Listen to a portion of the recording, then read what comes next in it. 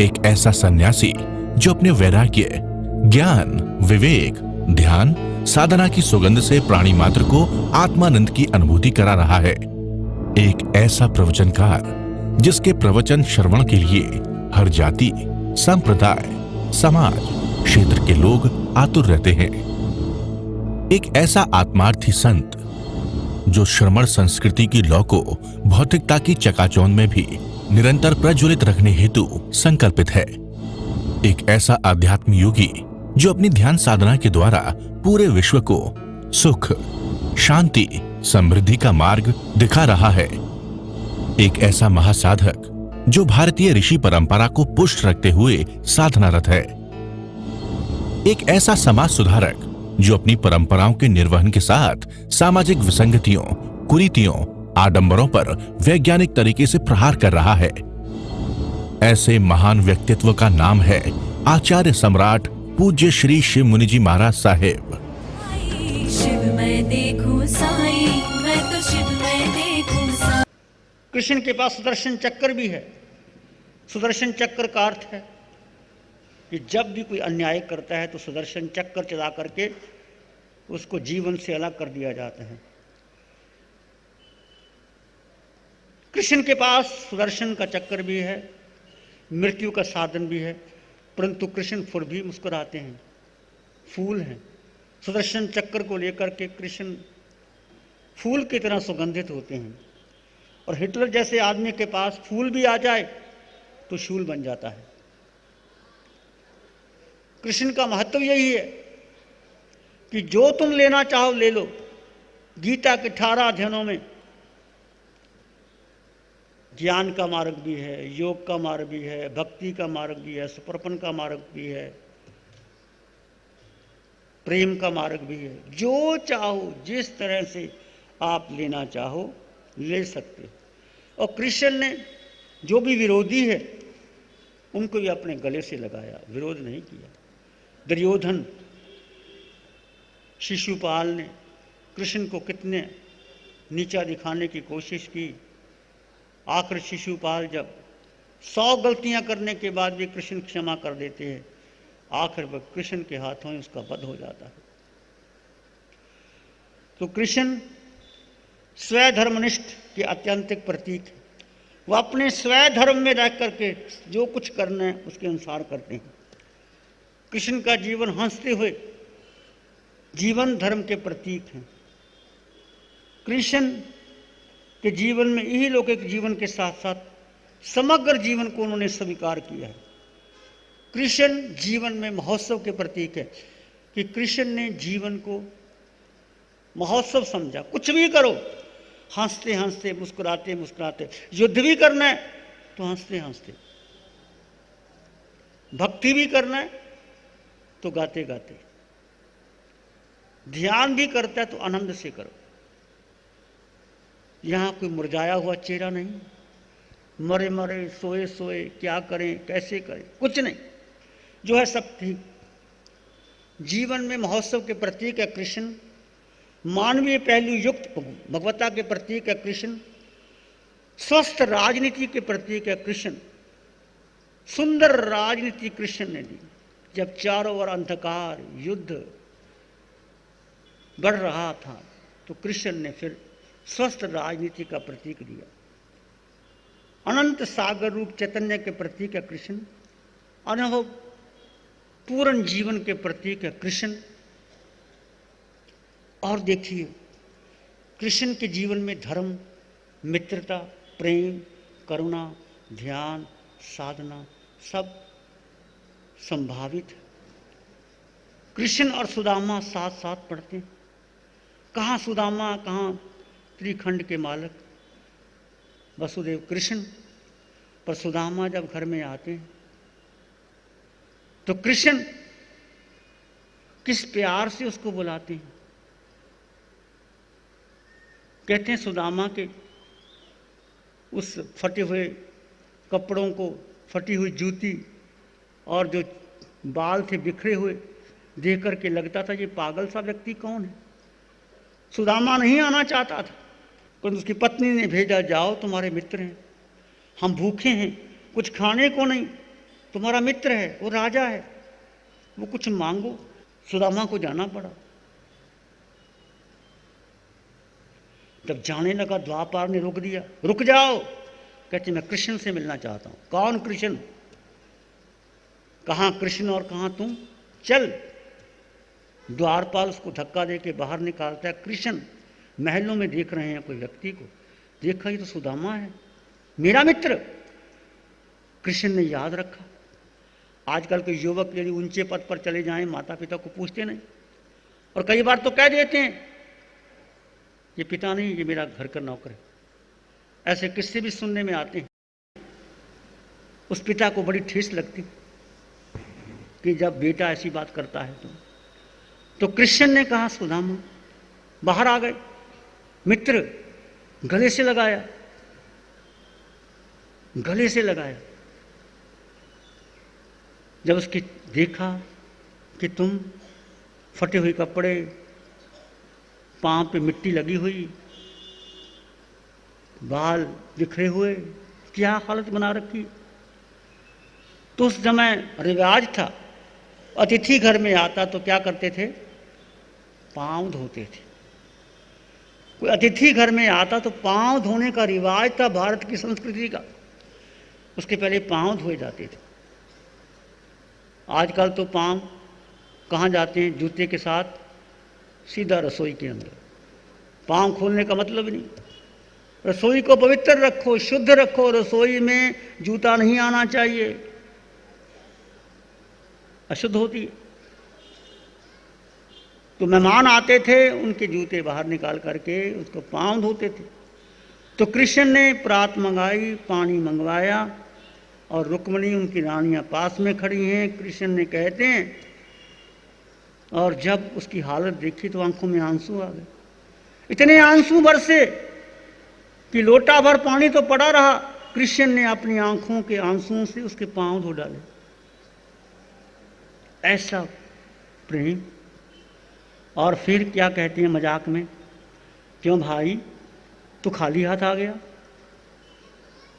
कुछ तो भावज ने खाने को दिया होगा, तो ऐसे कैसे आ गया? अब सुदामा क्या कहे कि फलों की टोकरी नहीं आई, कोई मिठाई के पैकेट नहीं आए। सुदामा के पास क्या था? चावल, कच्चे चावल, वो भी किसी बंद पैकेट में नहीं थे। आजकल तो कोई भी चीज पैकेट में मिलती है, अंदर कुछ भी हो, ऊपर का पैकेट बहुत सुंदर होना चाहिए। उसके पास तो कुछ भी नहीं था। चावल और फटे हुए कपड़े में पोटली बांध करके सुदामा छुपाता है, ऐसे करके अंदर अंदर ऐसे ऐसे कर रहा है।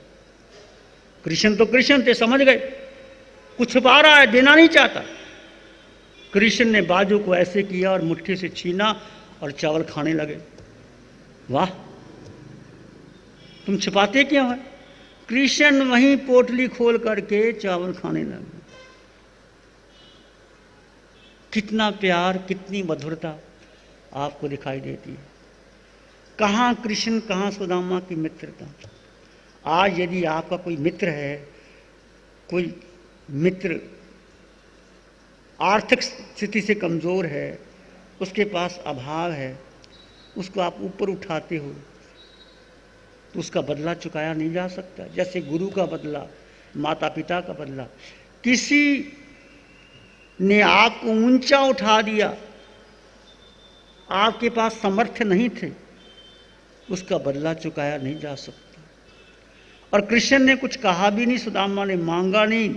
गया तो बड़ा उदास, मैं तो बहुत आशा लेके गया था, कृष्ण से ये मांगूंगा वो मांगूंगा। मांगे क्या? मांगने की शक्ति नहीं रही। कृष्ण ने कुछ दिया नहीं, बातों बातों में टरका दिया, ऐसे खाली होता आया। जब वापस आया देखा ना तो उसकी कोई झोंपड़ी, वहाँ तो बड़ा महल, उसकी पत्नी महल में बैठी, सब कुछ सुंदर हो गया है। उस कृष्ण के हुक्म के मुताबिक सब कुछ हो जाता है। तो कृष्ण से बहुत कुछ सीखने की बात है, सीखना चाहें। भले कृष्ण ने दीक्षा नहीं ली, वसुदेव दीक्षा ले नहीं सकता, परंतु जो कोई दीक्षा लेना चाहता है, कृष्ण ने इनकार नहीं किया। कृष्ण ने कहा भगवान अरिष्टनेमी कि मेरी तरफ से कोई द्वारका नगरी में दीक्षा लेना चाहता है, उसका प्रबंध मेरी तरफ से, राज्य की तरफ से होगा और दीक्षा ठाट बाट से होगी। कोई लेना चाहता है। कृष्ण की रानियां आगे आई, कृष्ण ने इनकार नहीं किया कि ये तुम्हारे लिए नियम नहीं है, ये तो नगरी के लोगों के लिए, तुम्हारे लिए नहीं। कृष्ण की सुकुमार रानियां, फूलों की शैया पर सोने वाली, उन्होंने भी आज्ञा मांगी और कृष्ण ने खुशी से भगवान के सामने कहा, ये रानी मुझे प्राणों से प्यारी, पर इसकी भावना दीक्षा के लिए है, मैं समर्पित करता हूं। वचन के पक्ष, आज वचन की कीमत क्या है? कहते कुछ हैं, करते कुछ हैं, होता कुछ है, फिर सफाई पेश करते हैं, मैं तो कुछ करता ही नहीं, मैं तो आपका बड़ा हितैषी हूं। क्यों माया करते हो? कहां जाओगे माया करके? भगवान ने कहा जो व्यक्ति माया करता है स्त्री बनता है, स्त्री माया करती है नपुंसक बनता है, नपुंसक माया करता है पशु बनता है, पशु माया करता नरक में जाता है। ये माया छिपती नहीं। तुम कितने बुद्धिमान बन जाओ, तुम्हारे भीतर से क्या प्रकट हो, सब प्रकट हो जाता है। और कुछ लोग अभागे रह जाते हैं, अभागे रह जाते हैं। कारण, कुछ कारण नहीं, उनका अपना अहंकार टकराता है। और अहंकार में यदि वो सरलता से, ऋजुता से आगे आ जाए तो उनका जीवन निर्मल बन जाता है। नहीं, अहंकार जहां है तो बाहुबली को केवल ज्ञान नहीं हुआ, 1 साल तक खड़े थे वो। वीर मारा गए थको केवल ज्ञान ना होसी। ब्रह्म सुंदरी कहती है, ये वीर हाथी के औहदे पर बैठे हो, हाथी के औहदे पे केवल ज्ञान नहीं हो सकता। कौन सा हाथी का औहदा था? अहंकार था। तो सबसे बड़ी बाधा अहंकार की कि मैं कुछ हूं, तुम कुछ हो ही नहीं। ये सारी साधना का सार ये, तुम कुछ भी नहीं हो, तुम केवल केवल केवल एक आत्म तत्व हो। इसको पहचान लो, तुम्हारा जीवन सुंदर हो सकता है। कृष्ण ने उसको अनुभव किया, चाहे युद्ध भी किया, राजनीति भी खेली। कृष्ण देखते हैं मुझे कहां किस समय क्या करना चाहिए। बहुत सी बातें कृष्ण के बारे में कहने की। राजसूय यज्ञ हो रहा है, युधिष्ठिर ने यज्ञ किया और सबने काम बांट दिए। मेहमानों को भोजन कौन कराएगा, आसन पे कौन बिठाएगा। जैसे तुम्हारे घर में शादी होती है ना, तुम सब काम बांट देते हो। फिर चतुर्मास में आपने सबको काम बांट दिया, भोजन कौन खिलाएगा, साधु को गोचरी कौन करवाएगा, सेवा कौन करेगा, स्टेज कौन संभालेगा, हार कौन पहनाएगा, सारे काम बांट देते। जब यज्ञ हुआ तो कृष्ण को किसी ने काम दिया ही नहीं। वो चाहते थे कृष्ण को कुछ मिले ही ना, हम सब बांट दे। कृष्ण तो कृष्ण है, बुद्धिमान है, उनके पास बुद्धि का बल, जैसे अकबर के पास बीरबल था। कोई युक्ति निकाल देता और अकबर के सारे रत्न चाहते थे बीरबल को फंसाया जाए, पर बीरबल ऐसी बुद्धि थी, वो निकल जाते थे। कृष्ण आए, कृष्ण हैरान हो गया। कृष्ण ने कहा भाई मेरे लिए क्या काम है, तुम्हारे लिए कोई काम नहीं, तुम आराम करो बैठो। कृष्ण ने कहा ऐसा तो नहीं हो सकता, सारे काम गिनाओ। लिस्ट मंगवाई गई, सारे काम टिक लगा लिया, ये भीम करेगा, ये युधिष्ठिर करेगा, ये वो करेगा, वो करेगा। कृष्ण ने कहा अच्छा एक बात तो बताओ, मेहमान आएंगे उनके पांव कौन धोएगा? ये लिस्ट में था ही नहीं, ये लिस्ट में था ही नहीं। मेहमान आएंगे तो पांव कौन धोएगा? सब देखने लग गए, ये तो सोचा ही नहीं था किसी ने। तुम सोचते हो तुम्हारे घर में मेहमान आए तो पांव कौन धोएगा? आजकल तो सवाल ही नहीं, बूट शूट लेके अंदर ही चले जाते। वो जमाना था, आंगन में जूता नहीं आता था, रसोई को पवित्र रखा जाता था, घर में भोजन बनता था, बाजार में भोजन नहीं होता था। संस्कृति है, हमारी पवित्र संस्कृति थी। फिर कृष्ण ने कहा ये काम मैं करूंगा। कोई मेहमान आएगा तो क्या करेंगे? मैं पांव धोऊंगा। कृष्ण छोटे हो गए? मैं पूछता हूं आपसे, कृष्ण सबसे बड़े हो गए। राष्ट्रीय यज्ञ आ गया, किसी का नाम नहीं आता, कृष्ण का नाम आता है। तो कृष्ण ने पांव धोए सब मेहमान। रथ चलाने वाला कौन? सारथी कौन? अर्जुन का सारथी कृष्ण। और सब सेना दे दी दुर्योधन को, सब मांग लो। कृष्ण लेटे हुए, एक तरफ अर्जुन, एक तरफ दुर्योधन। कृष्ण खड़े हुए दुर्योधन की तरफ, सामने आया, मांगो। अर्जुन ने कहा मैं पहले आया था, वो कहता मैं आया था। अच्छा मांगो। दुर्योधन ने क्या मांगा? सारी सेना दे दो, सब दे दो। अर्जुन ने कहा मुझे सेना नहीं चाहिए, मुझे कृष्ण चाहिए, अकेला कृष्ण। जीत किसकी होती है? किसकी जीत होती है? सारी सेना, पलटन, हाथी, घोड़े, सब सेनापति, बल, कृष्ण की जीत होती। कृष्ण का मतलब क्या? सारी सेना, बल, ये सारे संसार के रिश्ते नाते, संसार का संबंध है। कृष्ण यानी तुम्हारी आत्मा। मैं आत्मा हूँ, मैं आत्मा हूँ, मैं आत्मा हूँ। श्री चत्तारी मंगलम, अरहंता मंगलम, सिद्धा मंगलम, साहु मंगलम, केवली पाणत्तो धम्मो मंगलम। चत्तारी लोग उत्तमा, अरहंता लोग उत्तमा, सिद्धा लोग उत्तमा, साहु लोग उत्तमा, केवली पाणत्तो धम्मो लोग उत्तमो।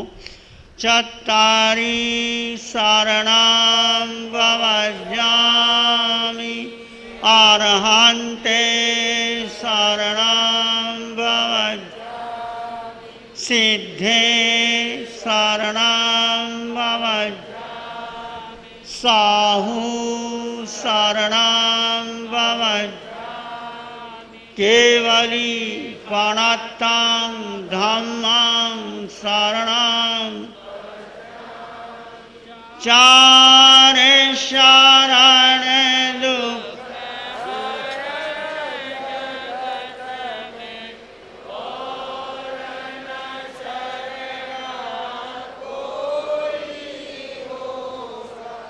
जो भव्य प्राणी करे,